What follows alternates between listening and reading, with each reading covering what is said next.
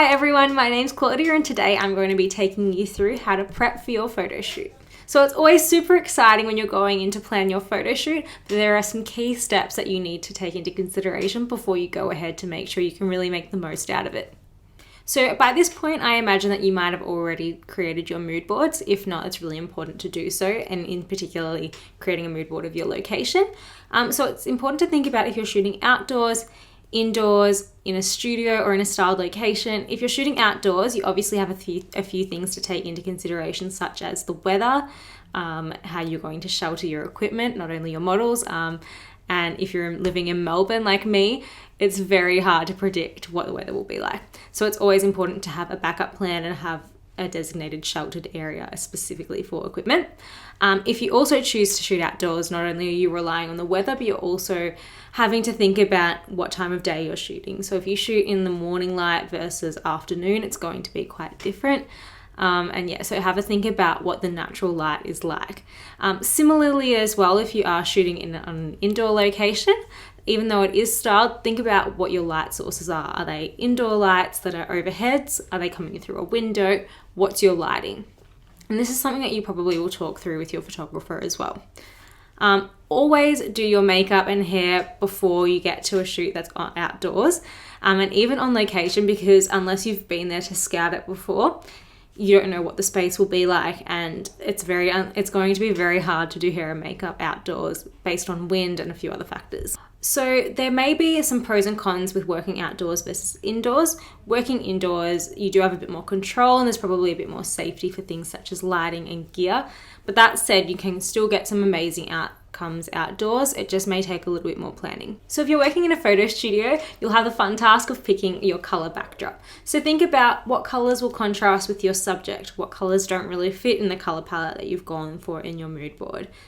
Consider fabrics. You don't always have to use a paper seam. You can try different fabrics for a bit of texture.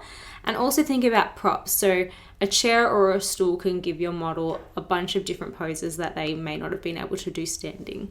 Have a think about what will best suit your shoot. So when it comes to picking your photographer, make sure you identify what you love about them. So when I pick a photographer, I like to go stalk them on Instagram. That's actually how we found our photographer for Project TM, Lauren Schultz. I loved her work on Instagram. I had a stalk at the brands that she'd worked with, and I thought she'd be a really great fit for Isabella May, the jewelry label that we were shooting for. Isabella describes her label as organic and bold, and I thought that would really match the style that Lauren kind of emulates in her photos. Have a look at their portfolio and decide whether they're best for you. Also, make sure you ask all the right questions. So are they available is a really important one. What are they willing to provide? So will they provide you with all of the images that are raw, and then will they edit 10?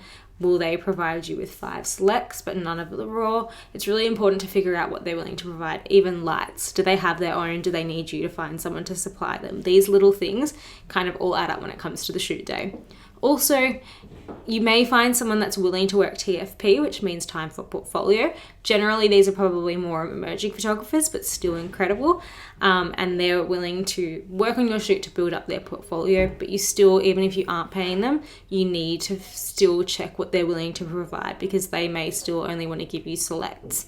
That said, if you are willing to pay them, you're going to have to figure out a price point. As I sort of mentioned, you may receive selects, but you also have to discuss what usage you'll have of the final images. So one day, if you're lucky, someone may say, I love this image that you took, I want to put it on the front of my magazine, but you may not actually have the rights to based on whatever contract you sign with your photographer. So just make sure that you have the rights to do what you want with it. So collaborating with your photographer can lead to an array of so many new and exciting ideas. It's likely that they may have more experience than you if you're new to photo shoots, which is amazing because you can really draw from it, and they may have ideas of things like poses or setups that you may not have even thought of. That said, it's still also important to think about who's the vision owner. So working with a photographer is teamwork, and they can contribute amazing ideas, but don't lose sight of your vision. That said, it's really important to take on their ideas in a professional manner. So when I was studying, I was always told keep the ball in the air when you're collaborating with a team. So if someone suggests something that you don't love, rather than saying, nope, I don't like it, I'm not doing it, find something that you might not hate, or find something that you might kind of like in their idea. So let's say a photographer suggests, why don't we do like a big jumping, leaping shot of your model? If that's too high energy for your vision, then instead of saying, no, I don't like that, say something along the lines of, that's cool, I like the idea of capturing the movement. Maybe we could try less of a jump, but more of a light leap towards the camera, capturing the momentum kind of more like to a runway. So the reason this will work is because you're not slamming down their idea, you're keeping the ball in the air. So don't forget to also communicate your expectations with your photographer. So during your consultation or meeting with them ahead of time, tell them what you want. So if you have ideas of a theme, color scheme, location, time of day, let the photographer know so that they can give you the best representation of what you've asked for. Ideally, I would recommend sending them your mood boards ahead of time. If it isn't something that they're capable of doing or they don't usually do, they can at least let you know that that's not their style before you book them. Also, if you have any inspiration for types of shots or model poses that you'd like, bring that with you on the day, as well as sending it ahead of the time to your photographer.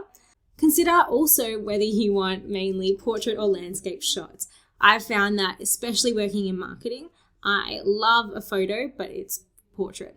And I need to make a presentation, and so unfortunately I can't make it wide and look amazing. So yeah, it's really important to think about, okay, what am I using these images for? Is it for an A4 magazine cover? Well, then I need a really good portrait image. Is it going to be a website banner that's for my new brand I'm launching? Think about the style of image that you need for it. Otherwise, you're going to be cropping in and not loving what you're receiving. Also, think about the framing as well. Do you want them close up, wide, ultra wide? It's really important to think of what the sort of frame you want, and you can also discuss that with your photographer. Okay, so now I'm going to go a bit more into how to work with models. So first up is the casting call. So I like to discover emerging models often for our shoots, and the way that I find them is through social media. So I've joined a few Facebook groups such as Melbourne Models and Photographers. I'm sure there's one for Sydney as well. There's also ones like Melbourne Last Minute Models, Photographers, Hair and Makeup Artists. There's Star Now, which is across, I think, Australia. Melbourne Creative Network. Again, these all apply to Sydney, I assume, as well. There's tons of these groups. And the best part is you can kind of post in them and say, hey, I need a model for this date. Who's interested? And they might just comment their portfolios. They might send you a message with questions. But it's a really great way to kind of get their attention without having to reach out to an agency. Another choice could be considering your friends or your friends of friends or even classmates, depending on what you're shooting, if they fit the brief and if you think that you could work well with them in that respect. It can also be a really nice idea. We actually had a model drop out at like 6 a.m. before a 9 a.m. shoot. So we ended up getting a student in, and this has happened a number of times, unfortunately. But honestly, we were so happy with the results that working with people who aren't professional models or don't consider themselves models doesn't mean that you're not going to get them an amazing product. So yeah, as I said as well, you can send out a model call list to your friends list and client base. If you do have the budget, you can also send out a model call to a kind of agency. Make sure you get some terms up front with them as well. They might have like their own agency fee, which is a whole nother topic. But you need to be prepared to pay. Sometimes though, agencies may be looking to build up some of their newer models' portfolios. So they may be willing to negotiate a lower rate. Also, always make sure you get a model release signed, which I think I touched on a little bit later. But yes, always make sure you get a release. Okay, so now I'm going to talk a bit about directing models. So I find it's really important to play music to reflect the vibe of the shoot. So ahead of the shoot, I kind of find it a really fun task to create a playlist that I think will give the models and everyone on my set the energy that they need to work on the shoot. For an example, if you're working on an edgy shoot, you probably won't play Beethoven. So actually thinking ahead of time what the music is for your shoot, it's going to impact the day. Also, make sure that you chat to your model prior to the day about the shoot and the poses. As I mentioned in my mood board videos, make sure you send them mood boards for references. Make sure you're really specific when you're directing and give really clear instructions to your models. And the way that I like to give feedback is allow a number of shots to be taken first. Don't just let it be one shot and then you're going in with negative feedback. I actually try to stay away from negative feedback initially and Give them the positive feedback first. Don't actually give them negative feedback, but instead make it constructive. So tell them what you liked and then give them a bit of a guide on what you're thinking of trying next. And then you can go and talk to your team. Always, always, always talk to your model before you go and talk to your team. Imagine standing in front of a group of people that are all watching you, and then everything stops and they go off and talk to each other. It's very, very uncomfortable for the model. And they're going to be standing there thinking they've done something wrong, even though you probably loved it, you just haven't told them yet. So always address your model, make them feel good. The better that they feel, the better your outcome will be. And then go and talk to your team about what changes you might like them to make. But just let them know. So you can say to them, I really love what you're doing. I think I might try maybe less movement with these, but I'm just going to go and chat to the photographer and we're going to talk a bit about how we can frame it. But you just sit tight and we'll be back in a minute. So another really important aspect to working with models is maintaining really clear and professional communication ahead of the shoot. So this means sending them mood boards, a call sheet and a contract, which I'll touch on just in a moment, ahead of the shoot. Check in with them 24 to 48 hours in advance just to make sure that they have all the information that they need and that they're all okay. I can't tell you how many models have dropped out like 24 hours before the shoot, and I wish that they'd told me a little bit earlier. So giving them the 48 hours notice is really just kind of a safety net for you. Get their Instagram handles to make sure that you can tag them. And make sure you ask really specific questions. So by that, I mean, if you're shooting jewelry, actually ask them to send a picture of their hands, because there's nothing worse than going to shoot jewelry and their hands either having kind of like tattoos on them that you didn't realize about, having like unneat nails, which always make sure you have someone able to do nails with a nail polish on set. I always like to ask my models, are your nails already done? If not, are you happy for us to paint them? If they are, can you please send me a picture of how they are? Make sure you ask them things like, do they have piercings? What's their haircut at the moment? So many people have on their comp cards or on their social media a haircut that no longer is the same. Make sure you double check their sizing so that you make sure that all of your styling is correct. Have they gotten a fake tan recently? There's so many nitty gritty things, but it will affect your shoot on the day if you don't ask them and don't prepare yourself. So to go a little further into the call sheet, the things that you want to include, here's an example of one, is the date for the shoot, the time, the address, the project description, weather, talent and crew with their call times and all of their contact details, and a schedule. This just makes sure that everyone kind of knows what's going on ahead of time, and that it's just like you've got everything together, and it also helps you sort of think about how you're going to structure the day. Then onto the release form. You might require these for your model and your photographer. It's really important that you get them done so that you have unlimited rights to share your work or the rights that you're hoping for. So this, like I said, means that if you're approached by a magazine to use your picture, you have the permission. So there's a little example of one in the slides, but if you need to get more information on this, feel free to contact us. And we're coming close to the end now, but it's so important to make the most out of your session. And by that, I mean be on time and make sure that everybody is.